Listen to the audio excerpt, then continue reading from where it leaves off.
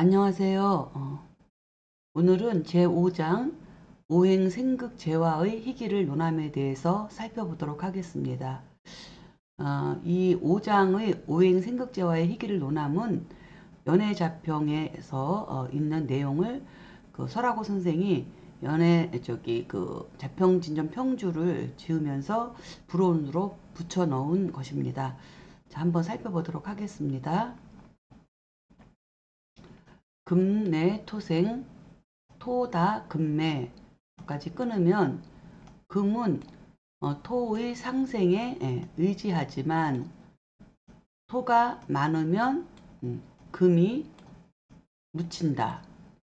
그 다음에 토래 화생 화다 토조. 그래서 끊으면 토는 화의 상생에 의지하지만 화가 많으면 토가 조열해진다. 그죠? 그 다음에 화래 목생 목다 화식. 자, 화는 목의 상생에 의지하지만 목이 많으면 화는 꺼진다. 그리고 목내 수생 수다 목부. 목은 수의 상생에 의뢰하지만 수가 많으면 목은 표류한다. 떠다닌다는 얘기죠. 그 다음에 수래 금생 금다수탁. 수는 금의 상생에 의지하지만 금이 많으면 수는 탁해진다. 이렇게 설명하고 있습니다. 자, 이 부분을 해설을 통해서 다시 한번 살펴보면 앞에서 이야기했듯이 이 오행 생극재와의 희기를 논함은 그 연애 자평의 론 오행 생극재와 각 유소희 소해예에 있는 내용이에요. 그래서 금은 토의 상생을 받으나 토가 많으면 오히려 금이 묻힌다라는 것은 토다 금매로서 신금이 무토를 만나면 묻히는 그런 예를 들어서 한 얘기입니다. 그래서 신금은 토를 가장 싫어하고 오히려 설기되더라도 수를 오히려 좋아한다. 이런 특징을 갖고 있습니다. 그러니까 이렇게 신금이 있으면 무토, 왕한 무토 이런 걸 만나게 되면 이 신금은 여기에 묻혀버릴 수가 있어요. 그래서 오히려 신금이 약하더라도 얘는 오히려 임수를 더 좋아한다. 이렇게 금생수로 설계되는 거를 오히려 좋아한다. 그 얘기죠. 이럴 때 저는 이렇게 양수에 설계될 때는 기토의 도움이 있으면 아주 최적화가 될 수 있는 거죠. 이런 부분을 이야기하고 있습니다. 자, 그 다음에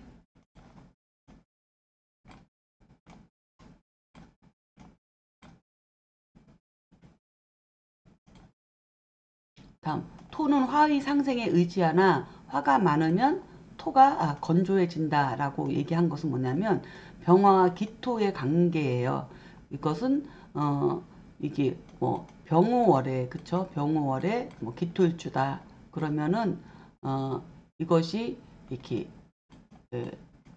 4, 5월 여름에 병화까지 이렇게 투간돼서 기토가 아무리 습도라도 이렇게 돼버리면 수가 없으면 이 기토는 말라버리고 더구나 뭐 을목이나 이렇게 간목이나 이런 것들이 있으면 오히려 이렇게 목화가 무리지어서 그쵸 오히려 그 을목도 말라버리고 잘못하면 분목돼 버릴 수 있다. 목이 다 타버릴 수도 있다.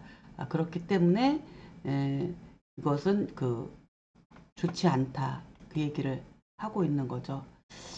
그래서 살펴보고 다시 얘기하면 그래서 병화와 기토에 관계되는 것으로서 화다토조가 되면은 을목이 마르는 것 이것이 안 좋다는 거죠. 을목이 마르면 뭐라 그럴까 그 간목에서 배우고 익힌 지식과 학문이 을목에서 사회에 나가서 이게 발현돼야 되는데 이게 화다토조가 돼서 을목이 말라버리면 경험과 경력을 다 잃어버리니 다시 재학습을 통해서 다시 실력이나 자격을 만들어야 되는 거죠. 그것도 이제 원국에 간목이 있을 때, 병양용신을 갖고 있을 때 얘기지, 간목이 없으면 이렇게 을목이 다 마르거나 분목돼서 타버린 상태에서는 경험과 경력이 계속 없어진다는 것은 직업을 계속 바꿀 수밖에 없고 어디 한 곳에 가서 정착하기 힘들다는 뜻이거든요. 그런 의미로 이것을 이렇게 생각을 하시면 되겠습니다. 자, 다음.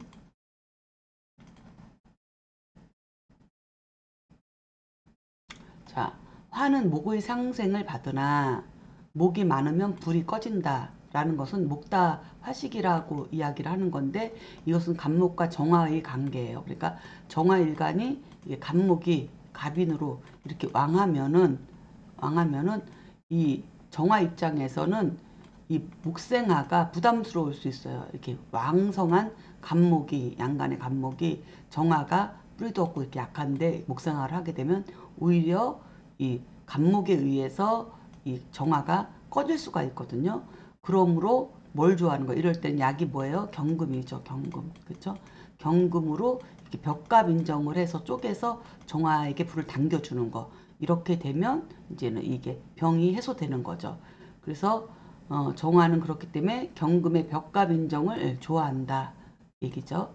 그 다음에 자, 목은 수의 상생에 의지하나 수가 많으면 목이 떠서 흘러간다라는 것은 을목과 임수의 관계로 수가 왕성하고, 그러니까는 뭐야, 뭐 임자월에 이렇게 태어난 거죠. 을목이 임자월에 태어나서 뭐 신자진 수구까지 이렇게 같이 합세를 해서 수가 이렇게 많으면 이 을목은 강가에, 그쵸? 강가에 하얀 국화꽃을 띄우는 것과 같다. 그러니까 국화꽃을 띄운다는 것은 뭐예요? 죽은 사람이죠. 음, 누군가를 추모할 때, 죽은 사람을 추모할 때 국화꽃을 강에다 띄워놓는 것과 같다. 그래서 물 위에 이렇게 나무가 떠다니는 것과 같다. 부목과 같다.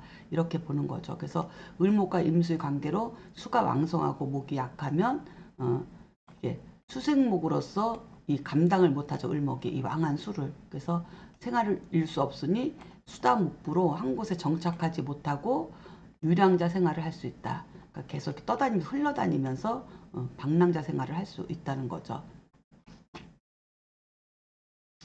자, 그 다음에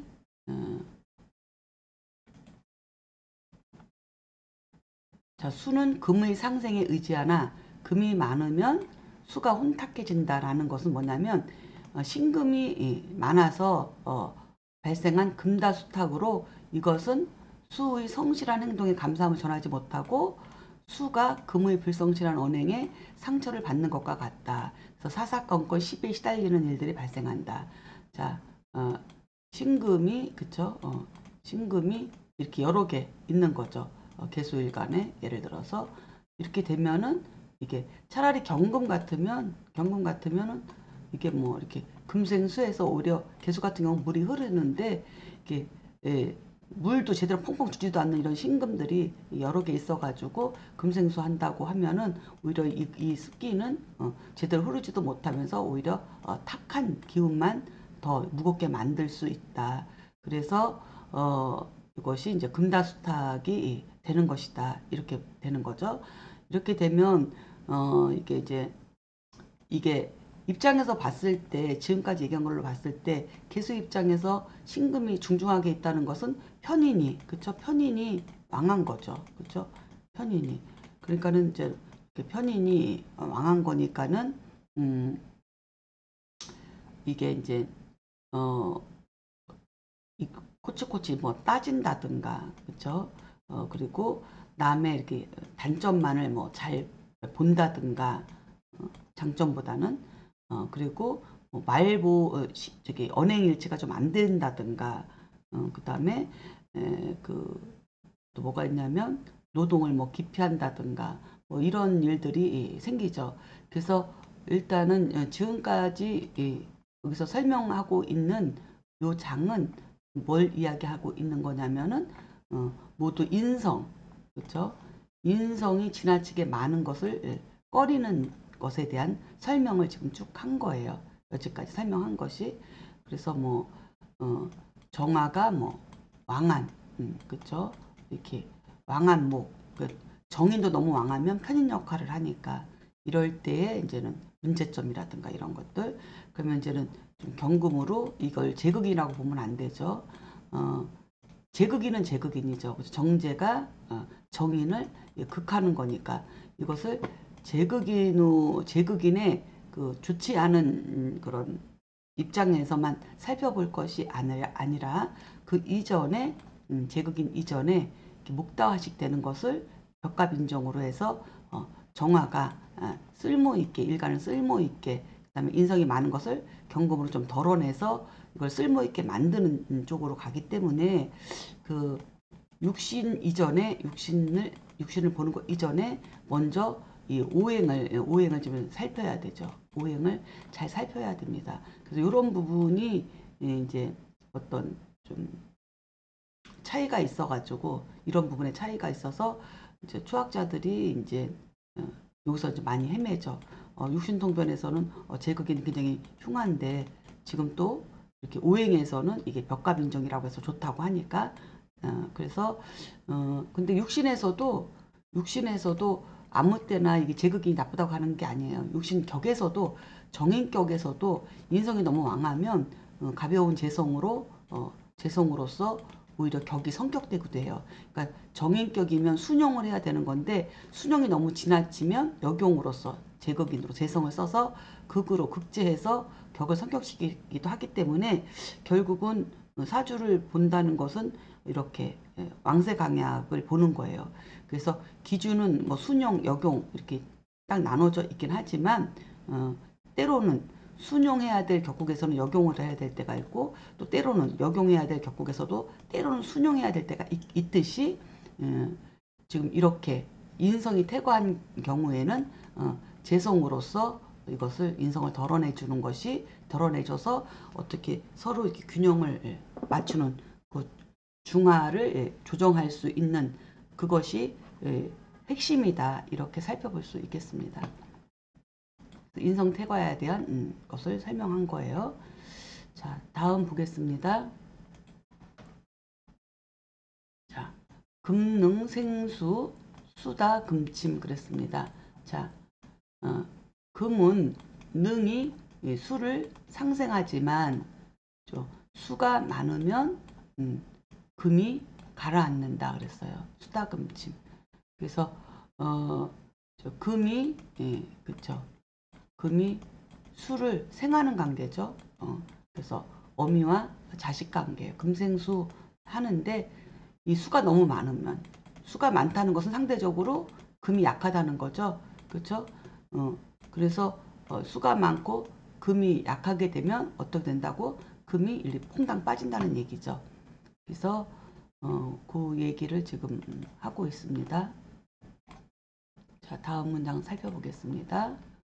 수능, 생목, 그 다음에 목다, 수축 그랬어요. 수는 그죠? 수는 뭐예요? 목을 상생하죠. 수는 목을 상생하지만 목이 많으면 수는 쪼그라든다, 수축된다, 그렇죠? 줄어든다. 그래서 목이 많으면 수생목 하려 하나 목이 닿으면 수가 수축된다 이 얘기죠. 그 다음에 목능 생화 화다 목분 그랬어요. 목이 능이 화를 생하지만 그쵸? 화다하면 화가 많으면 목이 불살라진다, 목분된다, 타서 없어진다 이 얘기죠. 그 다음에 화능 생토 토다 화회 그랬어요. 이거는 뭐예요? 화가 능이 토를 상생하지만 그죠? 토가 많으면 화는 뭐예요? 어두워진다. 그죠? 그 다음에 토능생금 금다토약 토가 능이 금을 상생하지만 금이 많으면 토는 약해진다. 이 얘기입니다. 자, 오행에서 이렇게 살펴볼 수 있고 자, 해설을 보면서 다시 한번 설명을 드리도록 하겠습니다. 자, 금은 수를 상생하나 수가 많으면 금이 가라앉는다라는 것은 신금이 왕한 임수를 만난 거죠. 왕한 임수를 만나서 이것은 수다금침이 되는 거예요. 그러니까는 신금일주가 뭐 그쵸 이렇게 임수 임자로다가 신자진 수국에 이렇게 있게 되면 금생수를 한다고 하지만 수가 너무 많으니까 신자진 수국의 수가 너무 많으면 얘는 금침이 된다는 거죠. 그래서 가라앉는다. 물속에 가라앉는다. 그런 것으로 뭐 해자축이라든가 해자축이 더 낫겠네요. 그렇죠? 신금의 가치가 이렇게 되면 신금은 완성품이잖아요. 그렇죠? 신금의 가치가 써먹을 수가 없게 되는 거죠. 그래서 신금의 가치가 하락한 것이다. 하락한 것이다. 그러면 재능을 써먹지 못하는 거예요. 자기 재능이나 가치를 인정받지 못하는 거. 수다금침이 돼버리면 그 다음에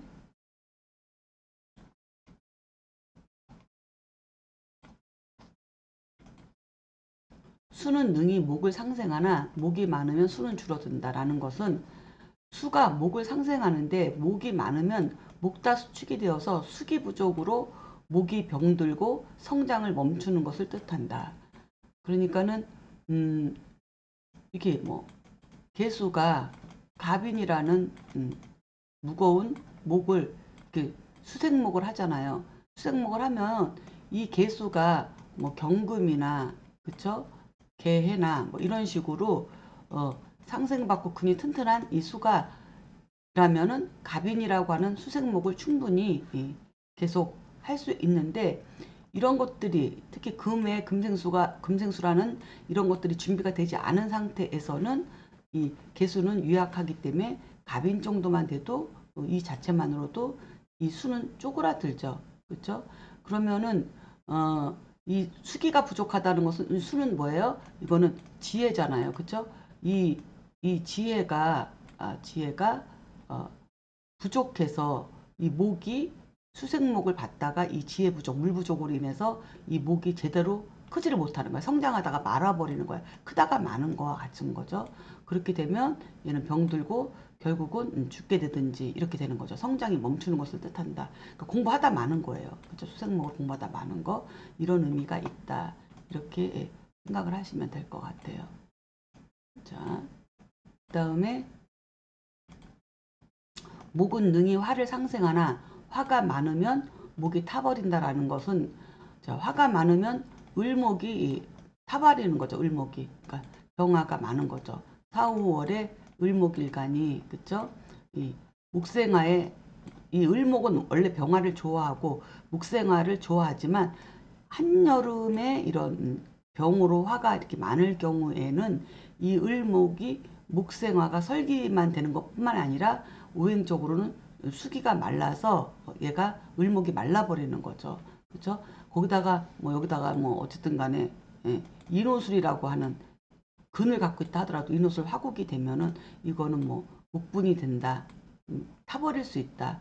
이렇게 되는 거예요. 그래서 화다 목분이 된다. 그래서 이것은 뭐가 이 화다목분만 되는 것이 아니라 음, 수가 많지 않은 상태에서 이렇게 화가 왕하고 목이 이렇게 을목이나 이런 게 있는 경우에는 이제 뭐예요? 화가 많으면서 수기까지 말라버리고 그리고 토까지 토도 말라버리고 그래서 화다수갈과 화염토조를 겸하는 거죠. 이거에 의해서 목이 마르고 타버리는 현상이 된다는 거예요. 그러면 이 을목이라고 하는 것 자체는 뭐예요? 이미 배우고 익힌 것을 사회에 나가서 써먹는 그런 용도란 말이에요. 용도 자체가. 그래서 경험과 경력이 이 안에 있는 건데 이거는 이제 그런 것들의 그 경력과 경험이 없어지는 것과 같다. 이렇게 살펴볼 수가 있겠습니다. 자, 그 다음에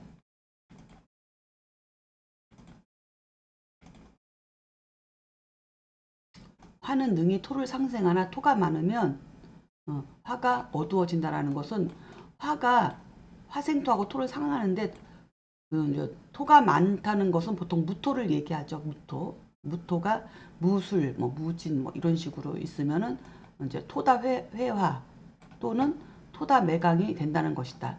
정화가 무토에 의해서 차단되는 것을 말한다. 그러니까 정화 같은 경우, 그쵸?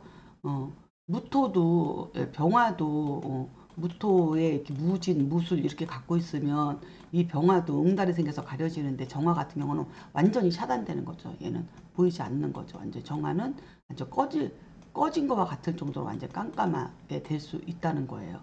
그래서 왕한 토의 정화 같은 경우는 어, 그렇게 되면은 음, 정화의 능력을 발휘할 수가 없죠. 정화의 능력을. 그래서 어, 정화가 무토에 의해서 차단된 것을 말한다. 또 토는 능이 금을 상생하나 금이 많으면 토가 약해진다라는 것은 토는 금을 상생하는데 금이 많으면 금다토가 금이 많아서 토가 얇아졌다는 거죠.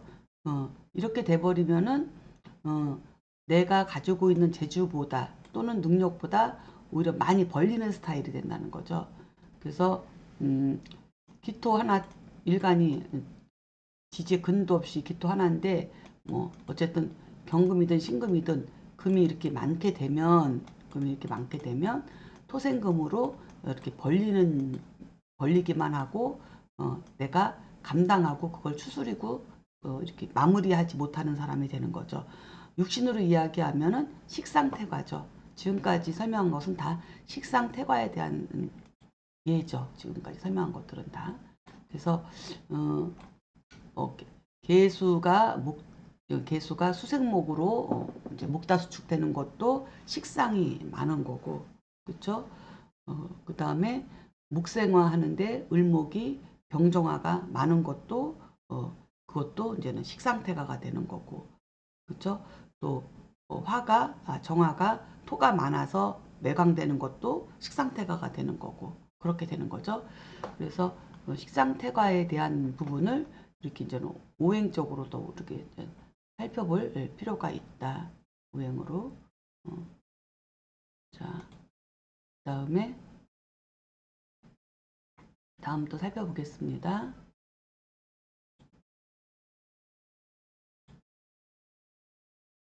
자, 금능,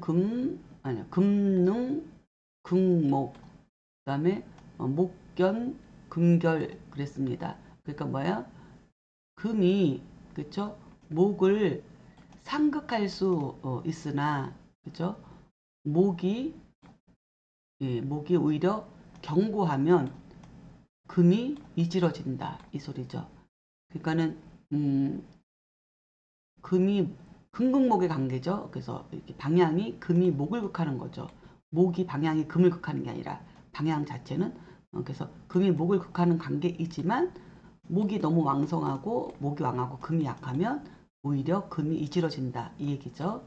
자, 그 다음에 목능 극토 토중 목절 그랬어요. 목이 그쵸? 음, 목이 토를 극할 수 있지만 그쵸? 토가 무거우면 오히려 목이 예, 끊어진다. 그러니까는 목이 꺾인다, 끊어진다, 뿌리가 내리지 못하고 그럴 수 있다. 음, 목이 약한 목이 딱딱한 뭐 굳은 왕한 토에다가 이 목을 갖다가 이렇게 토에다가 이렇게 예, 목을 심으려고 하면은 목이 오히려 어, 제대로 뿌리를 내리지 못한다는 얘기죠. 이 얘기는. 자, 그 다음에 토능, 극수, 수다, 토류 그랬어요. 그래서 토가 수를 극하지만 토가 능이 수를 극하지만 뭐예요? 수가 많으면 오히려 토가 어떻게 돼요? 이렇게 쓸려 나간다는 거죠. 토가 쓸려 나간다. 그 다음에 또 수능, 극화, 그 다음에 화염, 수갈 그랬어요. 목이 능이 화를 극하지만 이렇게 되면은 화염이 돼 갖고 어떻게 수가 어떻게 이렇게 없어진다는 거죠. 수가 말라버린다, 수갈돼 버린다, 수가 말라버린다 이렇게 되는 거고 그 다음에 화능 극금 금다화식 화가 능이 금을 극하지만 그죠? 금이 많으면 화는 오히려 꺼진다. 목다화식도 있고 금다화식도 있고 그래요. 그쵸? 목이 많아도 목이 많고 화가 약해도 목다화식도 되고 또 금이 많아. 그쵸? 금이 많은데 금이 강하고 많은데 약한 정화가 화급금을 하려고 하면은 이게 오히려 정화가 꺼질 수도 있다는 거죠. 이건 다 정화예요. 목다화식도 정화, 금다화식도 정화죠. 그래서 이게 이제는 어, 그 금다화식이 안 되려면 뭐가 있어야 돼요? 목이 있어야 되죠. 목생화가 계속 벽갑 인정이 되든 목생화가 계속 돼야만이 해묘음이 목국의 목생화가 되든지 목생화가 계속 돼야만이 화급금을 계속 유지할 수 있다는 거죠. 그래서 여기에서 이제 병약용신이 발생을 합니다. 자, 그럼 자세하게 해설을 한번 보면서 설명을 드리도록 하겠습니다. 음.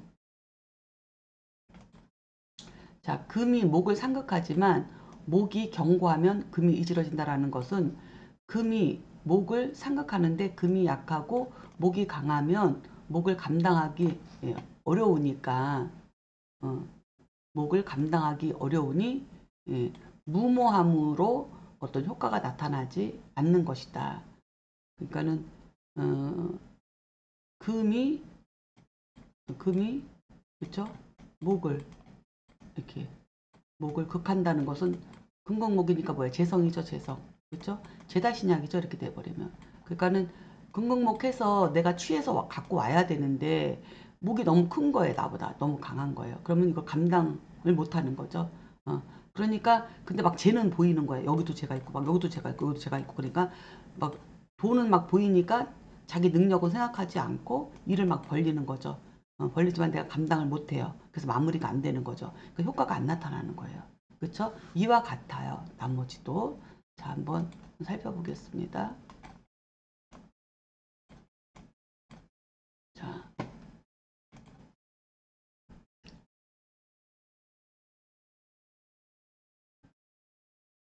자, 그 다음에 목은 토를 상극할 수 있으나 그렇죠? 목국토죠.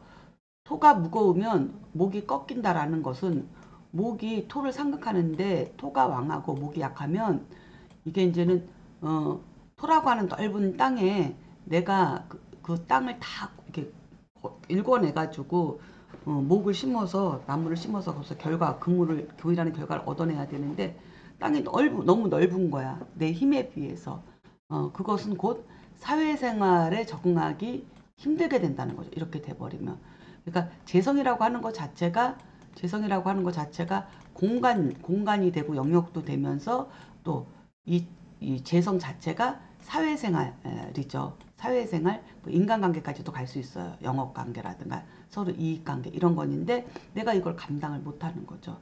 그래서 적응하기 힘들다. 그거를 감당하기 힘들다 이거고요. 그다음에 토는 수를 상극할 수 있으나 수가 많으면 토는 오히려 쓸려간다라는 것 또한 마찬가지죠.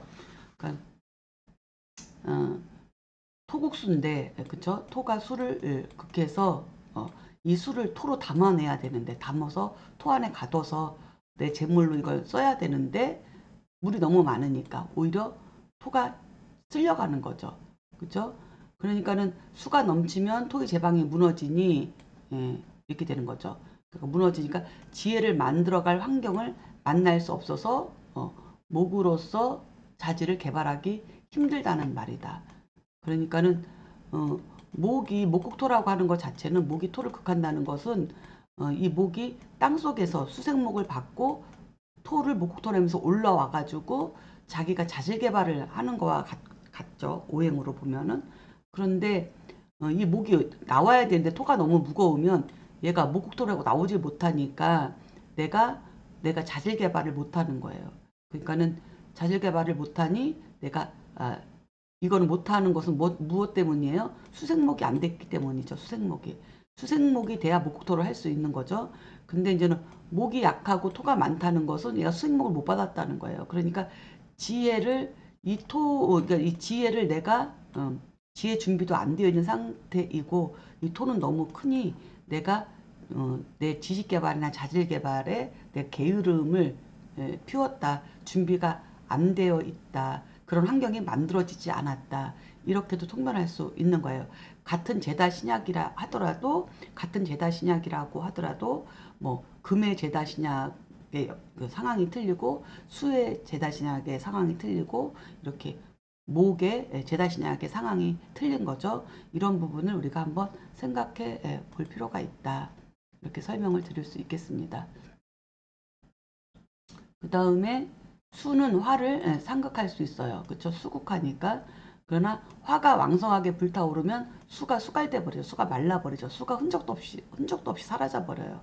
그래서 이 말을 하는 거거든요. 그래서 수화의 상극은 화가 지나치면 이 화라고 하는 것 자체가 목적이에요. 수화는 목적이 되거든요. 그래서 특히 병화 같은 경우 병화가 대표적이고 그 다음에 임수가 대표적이죠. 이렇게 수화라고 하는 것은 저는 어떤 목표가 되는데 이게 그 수가 수의 수는 화를 생각한다면 뭐 개수일주겠죠. 개수일주 그렇죠. 개수일주가 이 병화를 보고 목표를 크게 세운 거예요. 내가 수국화해서 이 화를 취해 오겠다고 그렇죠. 그렇지만은 수화의 상극은 화가 지나치면 근데 이 화가 적당하지가 않고 병호월이다 여름이다. 그럼 지나치면 너무 큰 목적을 이루려는 행동으로 인해서 작은 목표조차 이루지 못하는 것을 이야기한다. 그러니까 너무 큰 거예요, 이게. 내 목표가 너무 큰 거예요. 내가 이룰 수 없는 목표를 너무 높이 세운 거죠. 그쵸? 그래서 이런 의미를 가지고 있다. 그래서 이게 이제 제다 신약인데 나한테 내가 감당하지 못하는 재성인데 오행상으로는 병화는 목표가 되니까 병화는 목표가 되니까 이것을 목표를 너무 크게 잡았다. 이렇게 저는 오행적으로 이렇게 통변할 수가 있죠. 그럼에도 불구하고 이거를 취해 오려면 뭐가 있어야 돼요? 경금이 있으면 채울 수 있죠. 경금이 있으면 개해일간이 경금이 있으면 금생수해서 이 수를 취해올 수 있습니다. 그럼 결과를 얻을 수 있겠죠. 거기까지 이제 생각을 하셔야 됩니다. 자, 그 다음에 다음 살펴볼게요. 그 다음에 화는 금을 상극할 수 있으나 금이 많으면 화가 꺼진다라는 것은 화극금이죠. 화가 금을 상극할 수 있으나 금이 많으면 화가 꺼진다. 이게 이제는 이게 뭐예요? 이게 금다화식이죠. 그래서 화가 꺼지니 금을 재련하지 못하여 실력 부족이 드러나는 것이다. 그러니까는 정화일간이 경금을 그렇죠? 경금이 이렇게 중중하게 있어요. 아니면 경신으로 있든지. 그러면 이 정화가 이거 화급금을 해서 이 재를 다 취해 갖고 와야 되는데 금이 너무 많으니까 이 정화가 꺼져 버린다는 거죠. 그래서 그래서 이 정화가 꺼지지 않으려면 뭐가 있어야 된다고? 간목이 있거나 그다음에 지지에 해묘미가 있거나 이렇게 있어야 되는 거죠. 해묘미가 있으면 삼합으로 계속 목생화가 돼주고 간목이 있으면 벽갑인정이 돼서 다시 이 병화가 불꽃을 일으켜서 화급금을 하는 그런 관계가 되기 때문에 이것은 내가 배우고 익힌 그쵸 지식으로서 내 지식 배우고 익힌 것으로서 내 영역이나 재를 내가 취해올 수 있는 이런 환경을 만들어갈 수 있다는 것이죠. 그래서 이것은 목생화가 안 돼서 오는 병이다. 그래서 목생화가 된다면 죄를 겁낼 필요가 없죠. 그래서 공통보감에서도 그러잖아요. 병화일간이 인월에 출생하면 인월과 묘월은 틀리죠. 이거는 장생지잖아요. 그래서 인중의 병화의 장생지이기 때문에 병화가 인월에 태어나면 봄에 태어나면 금을 하나만 보지 않고 여러 개 봐도 금을 여러 개 봐도 부기할 수 있다. 충분히 감당할 수 있다. 이것은 뭐예요? 목이라고 하는 병화의 장생지인 이 목이라고 하는 것이 준비가 되어 있기 때문에 이 금들을 이 절지에 앉아 있는 이 금들을 이 병화가 충분히 취해올 수 있다는 거죠.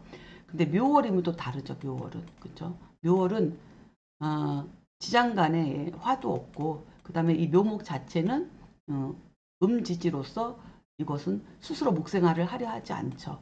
운에서 이렇게 운이나 사주에서 해묘미가 되면 가능하지만 해묘미 삼합이 되면 을목이라도 계속 목생활을 해서 화급금을 할 수 있지만 이 조건이 맞지 않으면 묘목이 그냥 지지에 있는 묘목은 삼합을 이루지 못한 이 묘목은 복생화가 안 된다. 이런 것을 알아야 사주를 정확하게 분석할 수 있습니다. 이런 부분은 제가 일부에서 대략 얘기를 1, 2부를 쭉 해오면서 얘기를 많이 했으니 이 부분 이해가 안 가시는 분들은 다시 되돌려서 1, 2부를 자평진전 1부, 2부를 복습을 하시면 도움이 되리라 생각합니다. 자, 그래서 이상은 모두 재성태과를 꺼리는 거죠. 재성태과에 대한 재다신약에 대한 부분을 이야기한 것이다. 이렇게 살펴볼 수 있겠습니다. 자, 그 다음에 다음 문장을 살펴보겠습니다. 금쇠우화 필견 소용 그랬어요. 자, 이것은 뭐예요? 금이 그쵸? 약한데 금이 약한데 화를 만나면 뭐예요? 반드시 무엇을 보냐면 반드시 소용이라고 하는 건 녹아버리는 거죠. 녹아버린다. 녹아버리는 것을 보게 된다. 녹는 것을 보게 된다. 이렇게 녹아버린다. 그냥 묶어서 녹아버린다. 이렇게 해도 되죠.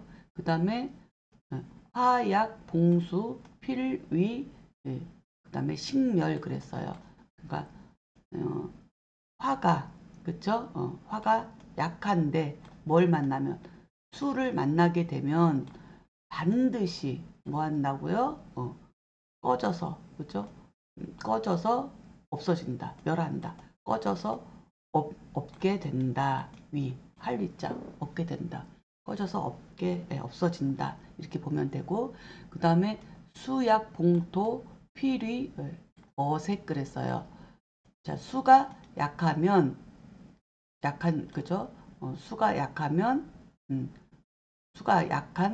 수가 약한데 이제 토를 만나게 되면은 반드시 그죠?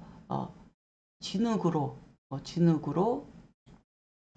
막히게 됨을 본다. 막히게 된다. 이렇게 보면 되는 거죠. 막힌다. 그 다음에 토세, 복목, 필조, 경암 그랬어요. 그래서 토가 약한 토가 목을 만나게 되면 반드시 무엇을 만나요? 반드시 기울어져서 그죠? 기울어져서 함정에 빠짐을 만나게 된다. 그죠? 기울고 함정에 빠지는 기울어져서 함정에 빠짐을 만나게 된다. 이렇게 보고요. 그 다음에 목약, 봉금, 필위, 작절 그랬어요. 목이 약한데 금을 만나게 되면 반드시 뭐예요? 끊어지는 거죠. 베이고 그죠? 끊어지게 된다. 베이고 끊어지게 된다. 이렇게 살펴볼 수 있습니다. 자, 그러면 해설을 보겠습니다. 자, 금이 약한데 화를 만나면 반드시 녹아버린다라는 것은 화다금소. 그러니까 화가 많아서 금이 녹아버리는 거죠. 이거로서 정화가 신금이 완성된 상품을 녹여 훼손하는 것과 같다. 그러니까는 신금 하나 약한데 이 정화가 뭐 그쵸 정사월에 뭐 또는 을목 해묘미 목생화에 이런 식으로 그쵸 이렇게 돼버리고 또 병화도 마찬가지 병화도 이거는 병화는 신금을 이제 물로 녹이는 거고 이걸 완전 훼손을 시키는 건 정화라고 봐야 돼요. 그래서 정화가 경금은 좀 그렇죠. 신금은 만만하죠. 그냥 바로 녹여버릴 수 있죠. 그래서 정화가 완성된 상품을 녹여서 훼손하는 것이다. 이렇게 되면은 재산 탕진자가 될 수 있죠. 그래서 개인에게는 가치가 상실된 것으로 실력이 있으나 화급금 할 수 있는 실력은 있으나 특별한 임무를 부여받지 못하고 인정받지 못한 것과 같다. 화다금소는 재산 탕진, 완성된 것을 일을 오히려 그르치게 되는 거죠. 그래서 개인에게는 뭐 가치가 상실된 것이고 실력은 있으나 특별한 임무를 부여받지 못하고 인정받지 못한다는 것은 이렇게 일을 그르치니까 하는 것마다 금을 녹여버리니까 어떻게 이런 사람한테 일을 맡기겠어요. 그렇죠? 그런 의미로 보시면 되겠습니다. 자, 그 다음에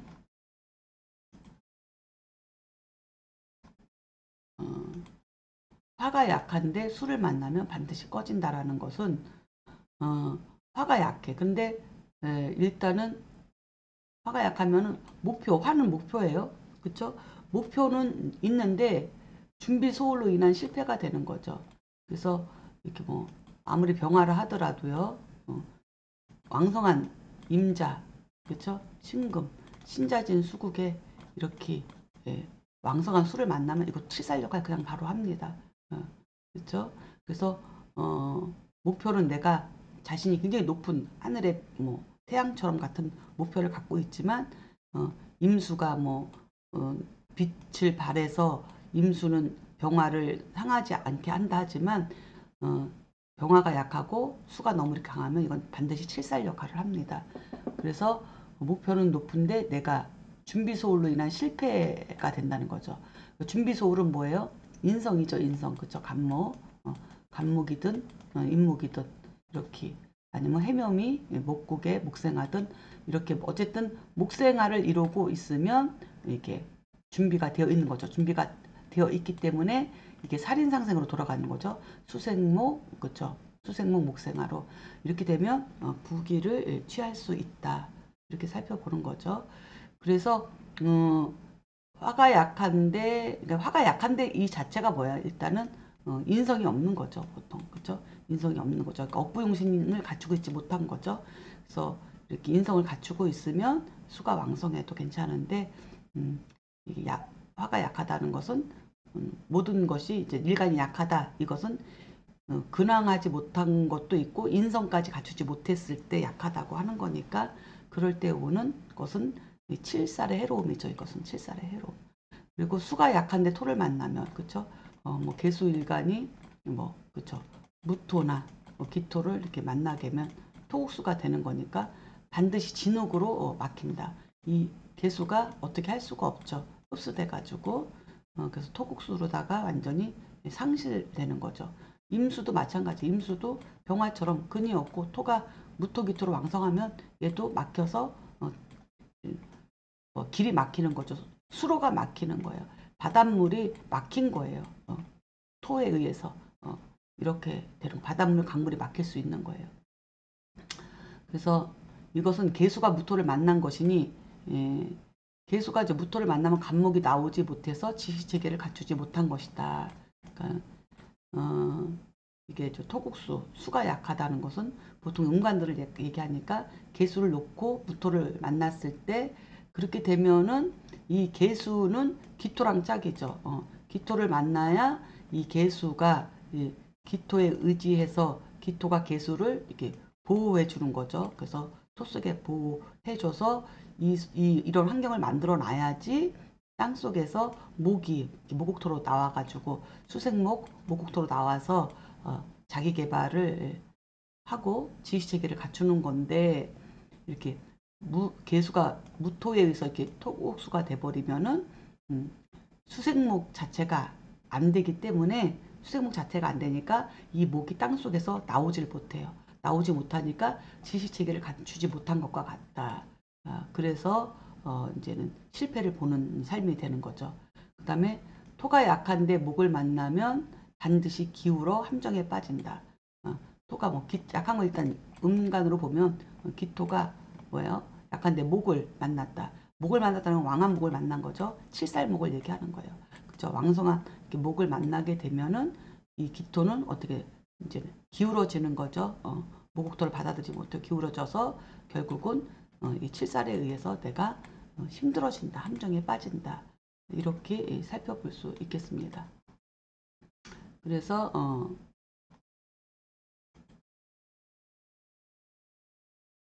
그래서 이거는 뭐냐면 토가 약한데 목을 만나면 반드시 기울어 함정에 빠진다라는 것은 토세우목으로서 그죠?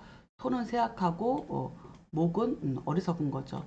이렇게 돼. 왜 어리석어? 수생목이 안 돼서 토국수가 기토로 해야 되는데 무토로 해서 개수를 완전히 없애버렸으니까 수생목이 안 되니까 이 목이 수생목으로 지혜를 받아들이지 못해서 어리석은 목이라는 거죠. 그래서 지식체계를 갖추지 못한 것이다. 그러므로 어, 이런 사람들은 단순 노동을 해야 되겠죠. 단순 노동.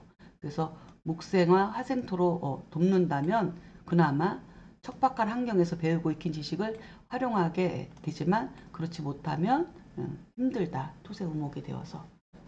자, 그 다음에 목이 이제 약한데 금을 만나면 반드시 베이고 부러진다라는 것은 뭐예요? 목은 약해. 근데 금을 만났어. 그러니까 봄에 간목이나 을목이 병화를 보지 못하면, 그쵸? 봄에, 초봄에, 예, 보통 이제 을목이라고 합시다. 을목이, 그쵸? 경신금을 만나면, 화를 보지 못한 경신금을 만나면, 이 을목은, 죽죠. 냉에 입어서 죽어요. 그쵸? 그래서, 을목 병화를 보지 못하면 기가 쇠하니 경금이나 신금에 의해서 문제는 냉해를 입어가지고 상하는 것을 말하는 거죠. 이것은 성장을 멈춘 것과 같다. 얼어 죽은 거죠. 나오다 말고 얼어 죽을 수 있어요. 그래서 이상은 모두 신약한 일간이 칠사를 꺼리는 것에 대한 설명이다. 이렇게 살펴볼 수 있겠습니다. 자, 다음 또 살펴보겠습니다. 자, 강금득수 방좌 기봉 그랬습니다. 여기까지 끊으면은 강한 금은 수를 얻어야 비로소 그죠?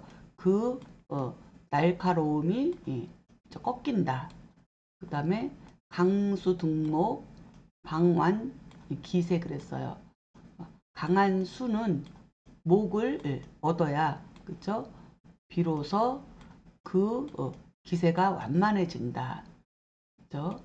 그 다음에 강목, 득화, 그 다음에 방설, 기영 그랬어요. 강한 목은 그쵸? 화를 얻어야 비로소 그 영화로움이 설화된다. 그쵸? 그 영화로움이 설화된다. 그 다음에 강화, 득도, 그 다음에 방념, 기염 그랬어요. 그러니까는 강한 화는 토를 얻어야 비로소 그 염상이 그쵸? 수렴되는 거죠. 염상이 이제 수렴되어서 편안해진다는 거죠. 그 다음에 강토, 득금, 그 다음에 방화, 기완 그랬어요. 강한 토는 금을 얻음으로써 얻어야만이 비로소 그 완만함으로 변화된다. 그죠? 그 완고함이 변화된다. 강한 토가 금을 얻어야만이 비로소 그 토의 그 완고함이 변화돼서 쓸모있게 된다. 그 얘기를 지금 하고 있습니다. 자, 이번에도 해설을 통해서 한번 설명을 하도록 하겠습니다. 자, 강한 금은 수를 얻어야 비로소 그 날카로움이 꺾인다라는 것은 강한 금은 뭐예요? 경금이든 신금이든 강한 금은 지지의 근을 갖고 있는 거죠. 지지. 신금이나 유금 이렇게. 이거는 일간이 신강한 걸 얘기하고 있는 거죠. 지금. 그쵸? 그러니까 너무 강한 거예요. 이렇게. 경신, 신유로 다 간여지동으로. 이런 것은 뭘 만나야 된다고? 수를 만나야 편안해지는 거예요. 금생수로 이렇게 설계돼야지.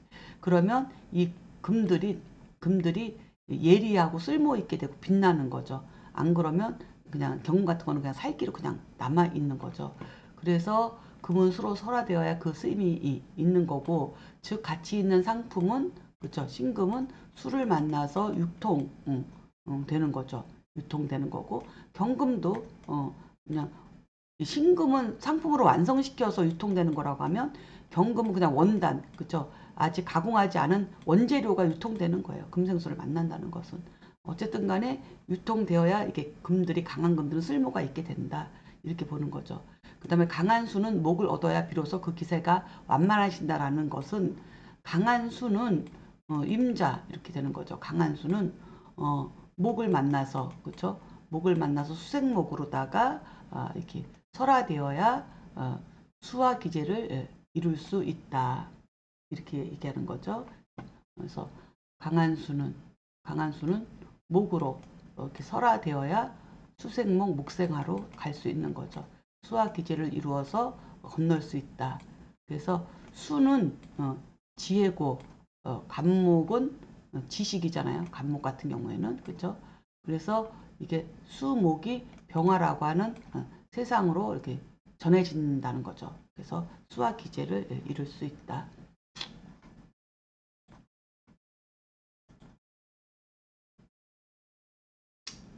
자, 그 다음에 강한 목이 화를 얻으면 비로소 그 영화로움이 흘러나온다라는 것은 봄에 출생한 목일간이 병화를 만나서 목화통명되는 것을 이야기하는 것이다.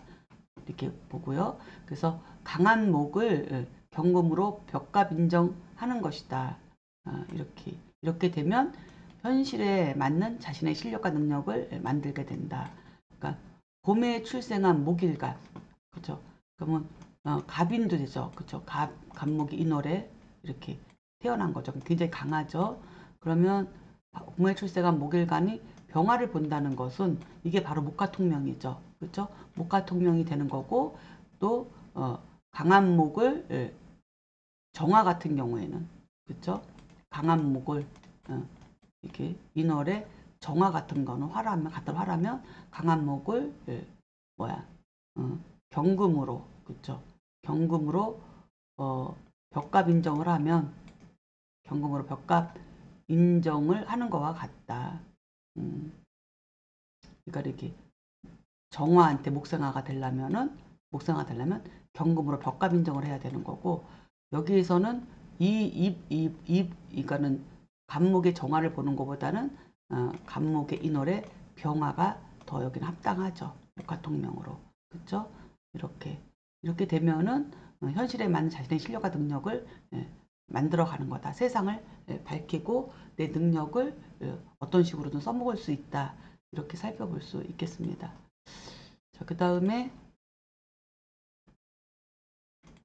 또 강한 화는 토를 얻어야 비로소 그 불꽃을 거둔다라는 말은 병화가 무토를 통하여 강렬한 화기를 자제해야 세상과 소통할 수 있고 그러니까는 강한 화니까 병화가 뭐 5월에 태어났겠죠. 그렇죠? 강한 화가 병화가 이제 토를 만나면 무토를 만나면 이 강한 화기를 어느 정도 식혀주면 그쵸? 목이 살아날 수 있으니까 그래서 병화는 무토를 통하여 강렬한 화기를 자제해서 그렇게 해서 이 을목이 세상과 소통할 수 있게끔 도와주는 거죠. 그리고 정화는 기토를 통해서 그죠? 정화가 이제는 뭐 5월에 왕하다. 그럼 기토를 만나야 되겠죠? 그러면 이렇게 수렴이 되겠죠. 기토가 화기운을 수렴해서 기토를 통하여 자신의 재능 개발을 갖추게 되는 것이다. 그러니까는 이거 자체가 왕한 정화가 기토를 가지고 있으면 자기 이제는 그 재능적 환경을 갖추게 된 거죠. 이렇게 되면 언제든지 준비가 되어 있으니 경금이 언제든지 오면은 이제 충분히 이 경금을 갖다가 이제 환경적으로 재련시킬 수 있는 환경이 만들어진 거다 이 얘기죠. 만들어진 것이다. 여기에 이제는 목까지 있으면 금상첨화가 되는 거죠. 목생화, 화생토, 토생금까지 돼버리니까 이 부분을 이야기하고 있는 거예요.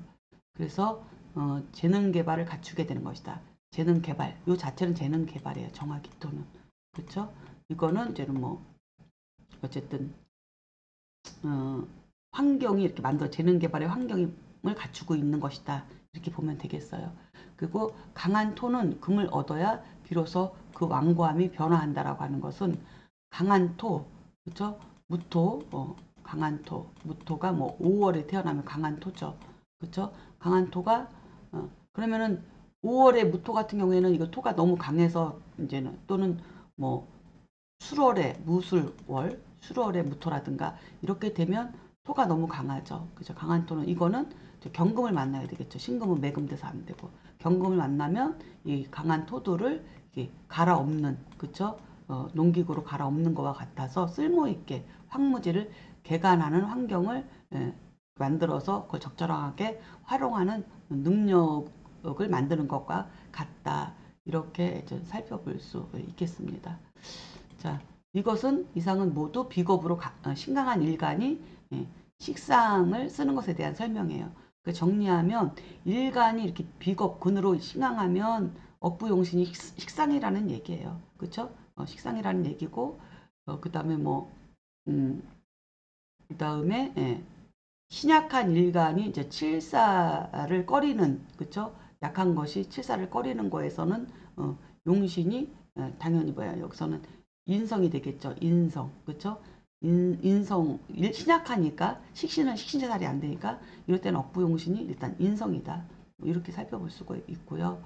그 다음에 재성태가 제다신약이죠. 제다신약 역시 제다신약 역시도 인성이겠죠. 일단은 그렇죠. 인성 억부로 봤을 적에는 인성을 우선 써야 되겠죠. 인성을 쓰지 않으면 비경겁제 근을 쓰려면 식상을 같이 동반해서 써야 되니까 그런 부분도 좀 살펴봐야 되고요. 이상으로 어쨌든 간에 그 연애자평에 나와 있는 오행생극제와의 희귀를 논함에 대해서 설명을 마치도록 하겠습니다. 자, 수고하셨습니다. 감사합니다.